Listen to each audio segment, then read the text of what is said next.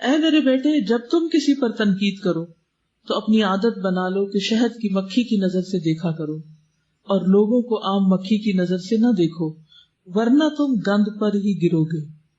دنیا کو دیکھنے کے دو طریقے اور دونوں ہی مکھیوں کے طریقے۔ ایک مکھی وہ چیز پروڈیوس کرتی ہے جس سے شفا ملتی، اور دوسری مکھی وہ چیز دیتی ہے جس سے بیماری پھیلتی۔ ایک شفا دینے والی ہے اور ایک بیماری پھیلانے والی ہے۔ کچھ تنقید ایسی ہوتی ہے جو پازیٹیو ہوتی ہے، کنسٹرکٹیو ہوتی ہے، اور اس سے دوسرا شخص آگے بڑھتا ہے، اس کو آگے بڑھانے والی ہوتی ہے، اور کچھ ایسی ہوتی ہے کہ جو دوسرے کو گرانے والی ہوتی ہے، نقصان دینے والی ہوتی ہے، دوسروں کا کانفیڈنس شیٹر کر دینے والی ہوتی ہے۔ یعنی انسان کی بد اخلاقی کا وہ معاملہ اور دوسروں کو تانے دینا اور وہ تمام طریقے جس سے قرآن نے روکا ہے کہ لا یسخر قوم من قوم، کسی کا مذاق اڑاتے ہوئے تنقید نہ ہو، کسی کے نام نہ رکھے جائیں، اور کسی کو اس کے عیب پر شرمندہ نہ کیا جائے۔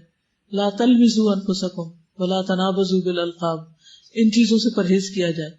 تو جو لوگ تنقید کرتے وقت ادب اور اخلاق اور نیکی کا مظاہرہ کرتے ہیں وہ دوسرے کو دراصل فائدہ پہنچا رہے ہوتے ہیں، اور جو لوگ صرف دوسرے کے عیب چننے کے لیے بیٹھے ہوتے ہیں کسی نفرت کی وجہ سے یا کسی حسد اور جیلسی کی وجہ سے، تو وہ لوگ دراصل دوسروں کے لیے اذیت کا باعث ہوتے ہیں۔ اب کوئی تو ہمارے ساتھ جو بھی کرے، لیکن ہمیں کیا کرنا ہے؟ دوسرے کے ساتھ ہمیں اچھا ہی کرنا ہے، یعنی اچھی چیزوں کو دیکھنا ہے۔ تنقید کرتے وقت سب سے پہلے دوسرے کی اچھائیاں دیکھنی ہے، ان کا اعتراف کرنا ہے۔ دیکھیے کسی کے اندر جو بھی کوئی کوالٹی ہے، جو بھی کوئی خوبی ہے، جو بھی میرٹ ہے، وہ تو ہے ہی نا، ہم مانے کہ نہ مانے، ہم ایکسپٹ کریں کہ نہ کریں۔ مثلا کسی نے آپ پر احسان کیا، دوسرا مانتا ہی نہیں اس کو، تو کیا اس سے حقیقت تبدیل ہو جائے گی؟ اس کے نہ ماننے سے کیا اللہ تعالیٰ بھی انکار کر دیں گے کہ اس نے کیا تھا یہ کام؟ نہیں، ایسا نہیں ہوگا۔ اللہ بہت قدردان ہے، بہت زیادہ شکور ہے، تو بندے کی چھوٹی چھوٹی نیکی اور احسان کو بھی مانتا ہے جو اس نے بندوں پر کیا یا مخلوق کے اوپر اس نے کی ہوتی۔ تو اس لیے ہمیشہ یاد رکھیے جس بندے کے اندر جو خوبی ہے، جو تعریف کے لائق چیز ہے، اس کو ایکسپٹ کریں، اس کو ایڈمٹ کر لیں اور اس کو چینلائز کریں، اس کو راہ دکھائیں، اس کو اپریشیٹ کریں۔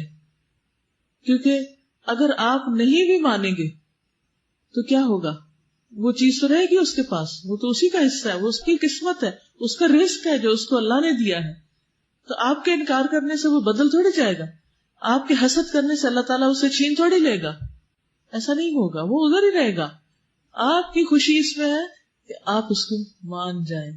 لوگوں کے اندر جو خوبیاں ہوتی ہیں ان پر پریشان ہونے کی بجائے کہ ہائے اس کے اندر یہ خوبی ہوگی، اب پتہ نہیں شاید یہ مجھ سے آگے نکل جائے۔ بہن بھائیوں کے اندر حسد عام طور پر کیوں ہوتا ہے؟ اخوان یوسف کا حال کیا تھا؟